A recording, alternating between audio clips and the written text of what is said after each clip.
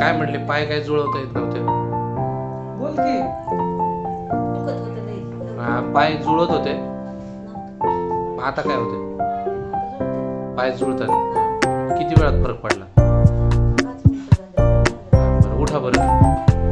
मला बेड धरता नाही आलं पाहिजे. हा, असं खाली न हात द्यावा. पहिलवान आहे आपण. दुखलं का मावशी उठताना? चालून बघा बरं. आणि मगाशी काय म्हणले, सरळ पाय टाकता येत नव्हता, सांगा. पण व्यवस्थित चालता येतंय. पहिल्यापेक्षा किती टक्के फरक पडतोय? चांगला फरक पडला. हो.